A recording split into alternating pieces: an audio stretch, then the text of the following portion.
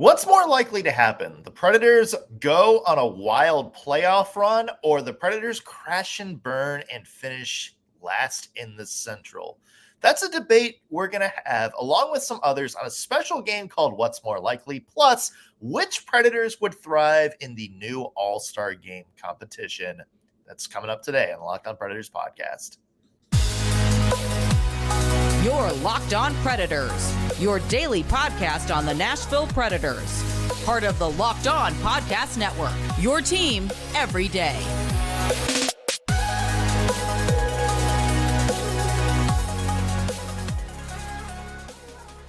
Thank you for making the Locked On Predators podcast your first listen of the day. Every single day, we are your free daily Nashville Predators podcast, part of the Locked On Podcast Network, your team every day. As always, want to start with a special hello to our loyal Locked On Pred heads out there, the everydayers who turn into every single show. We love you guys, and we appreciate the support you give us week in and a week out.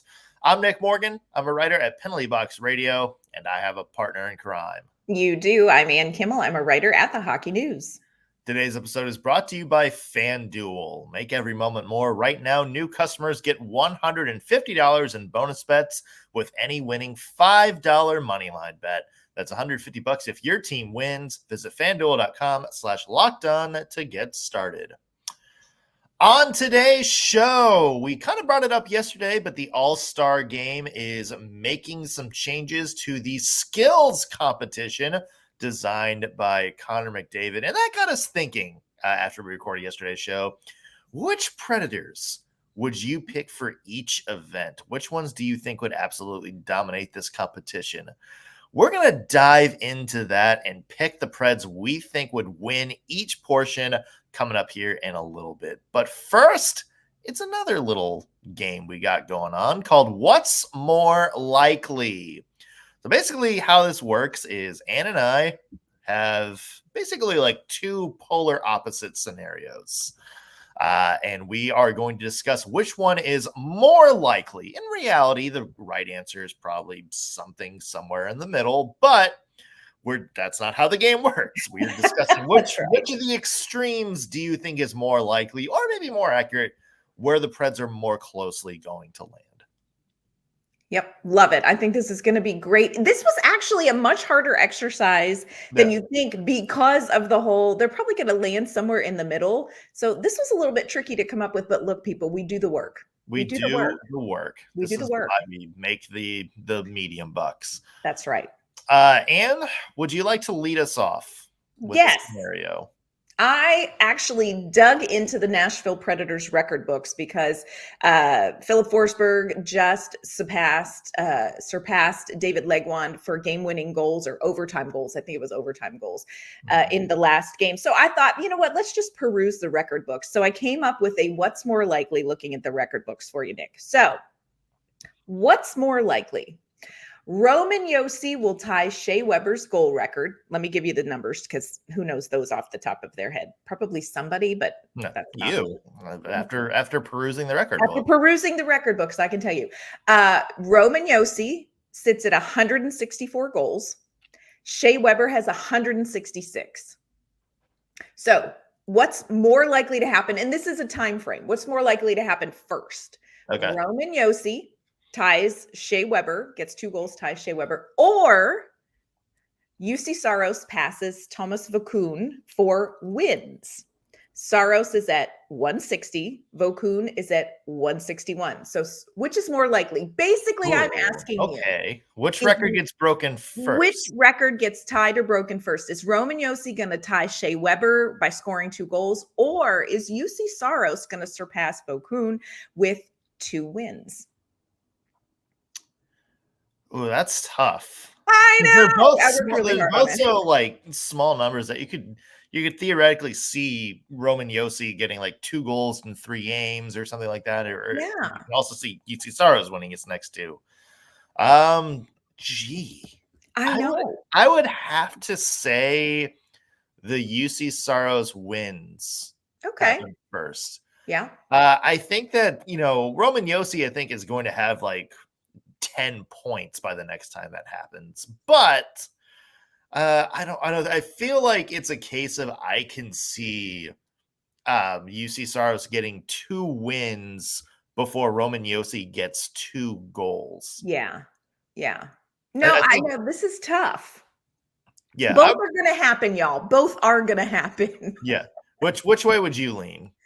You know what? I actually think I'm going to lean a little bit to Roman Yosi getting 2 goals, but it's a tricky call because, Yosi 20, he's played 29 games. He has 6 goals.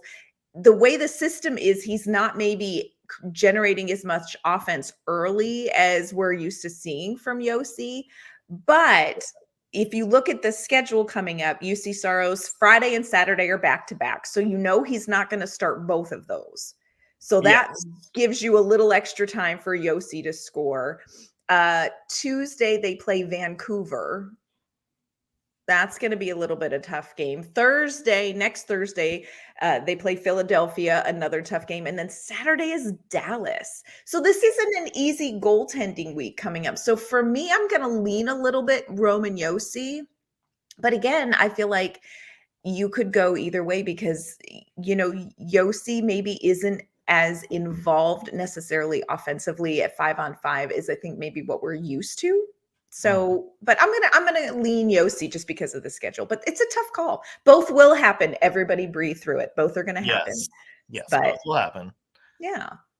Okay, and here's an interesting one for you. Okay. What's more likely to happen first? Okay. Tyson Barrie gets traded, Ooh. or literally any other trade for the Nashville Predators happens?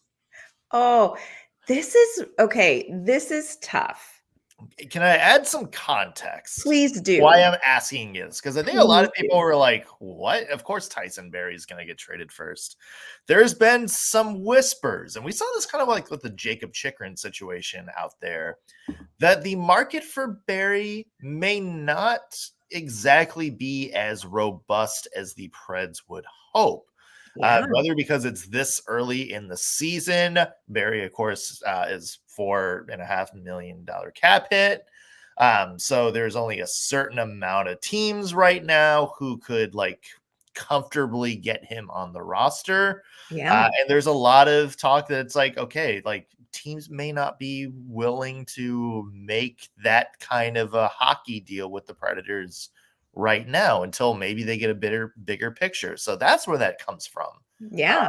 What are your thoughts, Anne? I think that's such a great question, not just for the game, but existentially. This is a great question. What is going to happen with Tyson Barrie? Honestly, I'm with you in the sense that context really matters in this because it's very clear on the surface that Tyson Barrie wants to go somewhere where he is going to get the playing time that he wants, where he's going to be involved in things like quarterbacking the power play.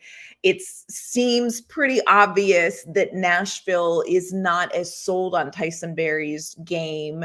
And maybe the situation and the way things were handled has sort of, I would say, maybe made things a little trickier to navigate off ice with Tyson Barrie in the front office as well. I don't think it's probably as horrible as what it seems like when you watch it kind of unfold because they all know this is a business. But I'm with you. I think the market is not, as you said, it is not a robust market for somebody like Tyson Barrie. And that's not to say that he's not a good player. That's not to say that he can't contribute somewhere. You just don't have a lot of teams that have that kind of cap space. Yeah. I'm not sure the Predators are particularly committed to getting rid of him so much that they're like, we'll retain a whole chunk of salary. I'm not sure that's where Barry Trotz is. I don't think this is the same situation. And I say this with love as it was with Matt Duchene. Yes. I honestly think this is so tough because how long can this go on with Tyson Barrie? It kind of is what makes me lean towards surely Tyson Barrie is going to get traded first. It can't go on like this forever, but friends, it probably can. And the market for most any other Predator, you think of Dante Fabro, you think of Alexander Carrier, that's a very different market. And those are players that teams I think would be all over. So I know it seems unlikely, but I think another player could get traded before Barrie. You have to find I think you have to find the exact right situation for this Barry thing to work for two teams equally. And that's a tough fit. I think, I still think Barry gets traded first. I think that might be the first domino to fall. I don't think it's imminent. Like, I think there's a lot of Predators fans who saw that whole thing and, a lot of people around the league, and it's like, oh, well, Tyson Barrie is going to get traded soon. I'm not necessarily convinced that it's going to happen imminent. I also still think there's a path for him to kind of make amends with Andrew Burnett and become a big piece of the team. I think he's gone by the deadline, obviously. But I don't think it's like imminent. Like, I don't think like we're going to wake up on Monday talking about Tyson Barrie trade. And now that we said this, stay tuned Monday as we break down the Tyson Barrie deal. That's Big thing for the Nashville Predators. Oh my gosh. We'll break down the big return and what X team is getting from their new defense. 100% that Well, and it's funny because when all of this unfolded, I was checking my phone regularly because I'm like, this is happening imminently. There is no coming back from this. But I think the longer it goes on, the more the Predators and Tyson Barrie kind of see what the market is. I'm with you. This could be something where, Barrie kind of improves when they get some practices and he can sort of show what he's doing. And maybe, I don't know, maybe it lasts until the trade deadline. I don't know. Right. Woo. But yeah, stay tuned Monday. Yes, stay tuned Monday as the Tyson Barrie trade gets broken down. A couple more what's more likely scenarios, including how the Predators are going to finish this season. Yeah. We'll talk about that in just 1 second. But first, I want to mention today's episode brought to you by FanDuel. As the weather gets colder, the NFL offers stay hot on FanDuel. And that's because right now, new customers get $150 in bonus bets with any winning $5 money line bet. That's right. All you have to do is put down $5, and if your team wins, you get $150 in bonus bets. So if you've been thinking about joining FanDuel, there's no better time to get in on the action. The app is so easy to use, and there's a wide range of betting options, including spreads, player props, over-unders, and much, much more. So visit FanDuel.com/lockedon to kick off the NFL season. FanDuel, official partner of the NFL. All right, and we are talking about scenarios and debating what are more likely for the Nashville Predators in the second half of the season. I guess we'll have a cool name for this segment at some point, but for now, we're just rolling with it. And drop another one on me. All right. I'm just going to go with the one that I think everybody is wrestling with right now as the Predators, went through that losing streak, went on that winning streak, where they are right now. Nick, are the Preds going to miss the playoffs altogether? Or are the Nashville Predators going to make it to the postseason? Which is more likely? They miss it or they make it? Oh, I know. It's tough because I looked at, I think, Dom Luszczyszyn's projections the other day, and the Preds were like 51% chance of making it. So it's literally a 50-50 thing. Right. The thing working for the Predators' favor, Anne, is I don't know how many of these other teams sort of in the conversation with them are really better than the Predators. So true. Like, are we saying like Arizona right now is a better team? Are we saying St. Louis is a better team? Like, is Seattle and Calgary a better team? Like Minnesota? Like, are we? I think the way that I'm looking at it is the Predators have a playoff spot right now. They have believe it or not, the first wild card. Isn't that crazy? Which is kind of crazy. And I'm looking and it's like, okay, there's one team that's behind him that can probably pass them. That is the Edmonton Oilers, who have straight wins, and Connor McDavid is once again looking like Connor McDavid. Yeah, but I don't know if I can conceivably see like any team completely outplaying him down the stretch, and I think they've racked up so many points early that I mean, I know. I don't know. And I would say that I mean, I would say at this point, I think it's more likely they make than miss. Yeah. Just based on like math alone. Yeah. I think you are so right in the way you're looking at it, because I really think the scenario is going to settle, not necessarily based on the Nashville Predators, but more on the teams around the Nashville Predators. Because you watch the Predators play and you see, you know what, even in some of the earlier losses, you see a team that you're like, this is a team that has potential. Now, again, not saying that the Predators are going to make it, the Stanley Cup finals here or anything, just talking about strictly, are they going to make the postseason? Right now. Which, if you, if you remember, Barry Trotz really kind of set expectations a little bit low. I think he was brilliant in how he kind of set expectations. It's going to be entertaining. It's going to be fun, but you're going to need to be patient. So, I'm not saying it's going to be a deep cup run or anything like that, but I think the Predators are playing well enough that they could make the postseason. So much of this is going to be decided by, can Arizona continue to play the way they played early in the season? Is Connor Ingram, who, we love in Nashville, is Connor Ingram going to continue being the Connor Ingram that has played well, in the last couple of weeks? Is Edmonton going to continue to dig out of the early season hole? So much of this, I think, has to do with other teams and not necessarily with what Nashville has going. I'm with you. I'm going to lean into the optimism of this all and say the Predators are going to make the postseason. I think they've got what it takes. I think it will be good to see them.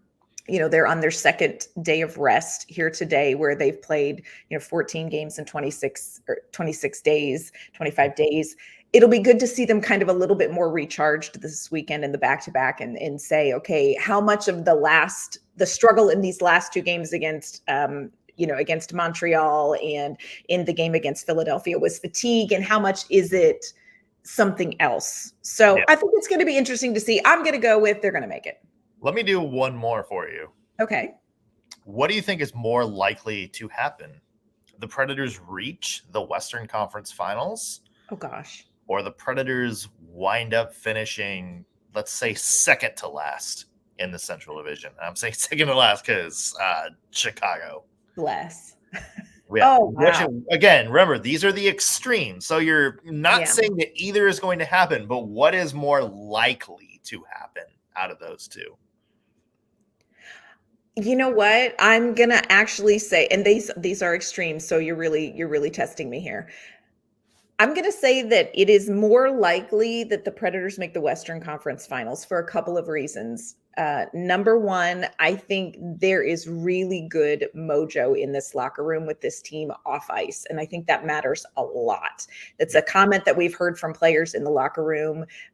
This team is really gelling well off ice. There's a ton of energy, even through this long, hard kind of stretch of games that they've had through that losing streak. I don't think anybody really lost energy. I don't think anybody in the locker room was frustrated with anybody else. I think it's a pretty healthy locker room.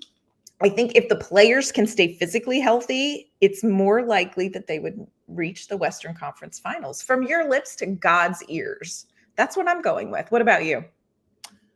See, this is where I think maybe the nature of the game changes. I think it's more likely with this Preds team, with this roster, something goes wrong and they crash and burn. Oh, no. Rather than something going completely just right and they make the Western Conference Finals. Really? Again, that's just, I think, again, I mean, I just said I think it's more likely the Preds make the playoffs than most. But in terms of everything going right and the Predators finding their mojo and they find all of these depth pieces and stuff like that, I don't necessarily see that happening to that extent.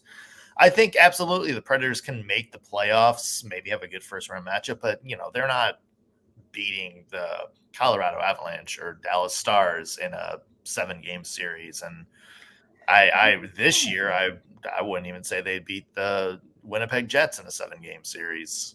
I don't know. I wonder if they get to the playoffs, if the energy of the young guys and the experience of the veterans could create something magical. I don't know. That's true.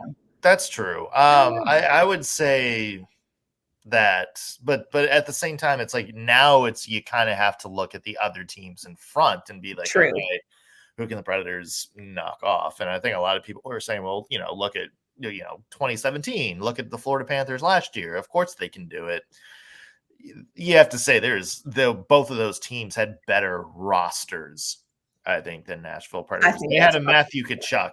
I think that's fair. We had a PK Subban in his prime and Pekka Rinne. And, I don't think we have that same sort of, unless Yosi Saros does his trademark like 970 save percentage. I don't see them making a deep playoff run unless Yosi Saros just absolutely, completely steals one, which in case I think may be one of the biggest steal jobs in the NHL. Ever. Quite the heist. Yeah, for sure.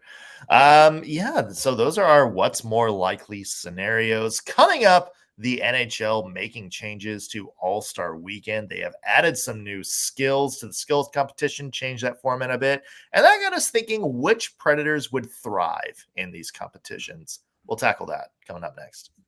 First, I want to let you know this episode is brought to you by AG1. It's the daily foundational nutrition supplement that supports whole body health. Look, I was somebody who wanted to get all the vitamins and nutrients and supplements in that we all know these days that we need. But all the pills, all the supplements, and figuring out how much to take was just way too overwhelming, and I gave up. And then I was introduced to AG1. I now drink AG1 every morning. And I will tell you, I do notice a difference in things like focus, gut health, and energy, even into the afternoon. Adding AG1 into my life was so simple. After I get up, I just mix 1 scoop of this science-driven formula of vitamins, probiotics, and whole food source superfoods into a glass of water. That's it. It mixes with a quick shake. You don't need to get out your blender. You don't need any mixing gadget. And here's what matters most. Let's be honest. It tastes great. This is not something you're going to dread doing every morning. There's no choking down AG1. It has like a light, almost vanilla flavor. So I never dread taking it like I did when I faced all those pills. So if you're looking for a comprehensive solution for your supplement routine, you need to try AG1. Go to AG1 right now, and you're going to get a free 1-year supply of vitamin D, and you're going to get 5 free AG1 travel packs with your first purchase. So check it out. Go to drinkag1.com/NHL Network. Again, check this out at drinkag1.com/NHL Network. Check it out. All right, so on yesterday's show, we talked about the NHL skills competition. Connor McDavid helped the league make some changes to the skills competition, kind of more of a Hunger Games or maybe more accurately a decathlon. Yeah. So there's $1 million prize for the 12 players who compete, and it's going to be more of like an all-around competition and stuff like that. Yeah. But that got us thinking which Predators you would take in each event. So, Anne, the first one, fastest skater. Who in Nashville are you taking? I am taking, this may come as a surprise to some, I'm taking Kiefer Sherwood, baby. Kiefer Sherwood, this guy has got some wheels. And I know there's some other players that maybe pop into mind quickly, but Kiefer Sherwood is going to be my go-to guy. Now, if Spencer Stastny's on the roster, then we're going to have to talk that out. But for me, fastest skater, 100%, I'm going Kiefer Sherwood. Yeah, you heard me say, I think you hinted at my answer. I would take Spencer Stastny. Yeah. I think he is absolutely one of the Dynamite top skaters in the NHL, or at least on the Nashville Predators right now. I think that he's very underrated just because of that. So I'm going Spencer Stastny. Yeah, I would How love about hardest shot? Yeah, this one is a tough one because, they don't really measure the shots. I don't get miles per hour on every shot, but I'm just going with the guy can do it. I'm going Roman Yosi. I know it seems obvious, but I'm going Roman Yosi. What about you? How did you land on this one? This was a This hard was one for another me. tough one because it's like we Yeah. only see like the slap shots of the people who like are good enough to make like the All-Star skills competition. There's some like big defensemen who can absolutely wreck it too. Yeah. I think I would still go Philip Forsberg Would you really? on Yeah. this one. I think if he, the way he's built, if he put his back into that shot, that's a tough shot. It's not being a Shea Weber slap shot, but Yeah. Philip yeah, Forsberg, I think, is deceptively strong. He is not necessarily a player that I think you look at on the ice and say, okay, that's a guy that can manhandle some opponents and put a lot into a shot. But I think he is deceptively strong. exactly. How about stick handling? Who do you think Mm. wins the stick handling competition? Okay, Which this one I'm not exactly sure what this is. I assume it's yeah. like the little obstacle. This is me stick handling, by the way. I So assume, clearly you're in the it's like kind of competition. like the puck obstacle course, like the puck Yeah. like the drills. Yeah. You know what? I went back and forth between two, but I landed eventually on Philip Forsberg. I think, he's got great skill. I'm curious to see who you picked, and then we'll talk about who my other one was, because I'm curious who you went with. This is one I would go Yosi. Okay. Okay. All right. See, I also was careful not to duplicate, so this made it Yeah. hard. I kind of thought in the back of my mind a little Juuso Parssinen. Juuso Parssinen would be a good one. Another one that I think maybe would be pretty good. Mm-hmm. Phil Tomasino. I think that would be a dark Yeah. horse in this competition. I could see that. Yeah. How about one-timers? Okay, I feel like we just are not seeing a lot of one-timers this Yeah. season so far to weigh this out. No PK Subban or no Ryan Ellis on the roster this year. Well, and it's so hard because when you have seen those two players, it's funny you say that, because I was like thinking about PK Subban going through this exercise. When you've seen PK Subban shoot a one-timer in Nashville, it's very hard to come up with a guy on the roster who's going to do that. Here's my dark horse, and this is the cry of my heart, perhaps more than factual. I went Ryan Patrick. Yeah. He doesn't get much of a chance to show it off, so maybe it's secretly there, friends. I went Ryan McDonough. Yeah. Jeremy Lazan. No. Yeah. Now that I think about it, Lazan would be a good pick. Lazan is actually a great one. Shot. Yeah. He would be great for that. Yeah. I think somebody who is underratedly pretty good at one-timers, Tommy Novak. That's true. another one. I think it's like it'd be interesting to see because he's so good. Like his hockey IQ is so high that he doesn't need like one-timers from the circle. He's just like 3 feet in front of the net. Yeah. But I would be interested to see these skills. Gustav Nyquist, another underrated one-time shot. I saw him do it a bunch in Detroit. Hasn't really gotten a showcase at a lot over the past few years, but that's another one. Passing challenge. I have an interesting answer for this one, Anna. Okay, let me hear who you're going with. I'm going Phil Tomasino. I like that. It's because of how like his career and stats has turned out. I think he's become maybe the most underrated passer on the Predators roster. Like when you see some of the passes he makes, it's like seeing eye, like just seeing eye passes, like good in space, passes so good that like, again, like 2 years ago, even like Matt Luff and Michael McCarron have slam dunk goals. So I think you watch his actual passing skills and they're so good. Mm-hmm. Yeah, no, I can see that one. I went Gus Nyquist because I really feel like, especially on that top line with Ryan O'Reilly and Philip Forsberg, you are really seeing him find these guys in tight space and being very successful. He's third in assists behind Forsberg and Yosi. So I think Gus Nyquist has really brought something when it comes to passing to the team. Gus Nyquist is a really good passer too. Yeah. Really underrated passer. Yeah. Rapid fires through some of these accuracy shooting. I am going Tommy Novak. Interesting. I've just seen some things, friends. I'm going Tommy Novak. I also wrestled with Ryan O'Reilly because, ooh, can that man shoot? I went back and forth between there's a three: Ryan O'Reilly, Roman Yosi, or Philip Forsberg. Yeah. I think I would go Forsberg. Yeah. Yeah. What about shootout? Who are you taking in the shootout? Oh, this is another tough one. Yeah. God, I wish Ryan Johansson is weird I know. was still on the team right now.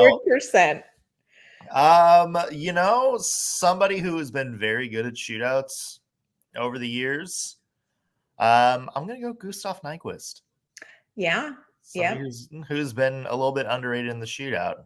Yep. I went straight Ryan O'Reilly. I mean, that goal that he had in the shootout in the last shootout game that they had where it was like Nyquist, O'Reilly, and Forsberg. I was like, Ryan O'Reilly, that man has children or he doesn't yet, and things live on the internet. Just incredible shootout goal. Yeah. Obstacle course. Who's winning the obstacle course? This is I guess the grand finale. Yes. I guess one of the more interesting ones. I think you have to take the best all-around player, like the best player with all the skill sets. Yep. And so for me, I think that's Roman Yosi. Interesting. I had the same theory. I went Philip Forsberg. Oh, I think Roman Yosi, best combination of speed, skating, stick handling, passing, shooting, all of that. Like, I think he is like the most well-rounded. Yeah. Interesting. I love that we have two we could debate that on. How lucky yeah. are the Preds? It's better than having no one you can Better than none. Yeah. That's right. All right. Well, let us know your thoughts on this. Either comment on our YouTube page or tweet us at LO_Predators. We would love to hear your thoughts. Tomorrow, 2 games that we have coming up. Big one against Carolina tomorrow night, and then a weekend contest. So we will recap, or I guess preview that to see what the Predators need to do to get 2 wins this weekend. That's going to do it for us on today's Locked On Predators podcast. Thanks for making us your first listen of the day. Back with an all-new episode tomorrow. See you then.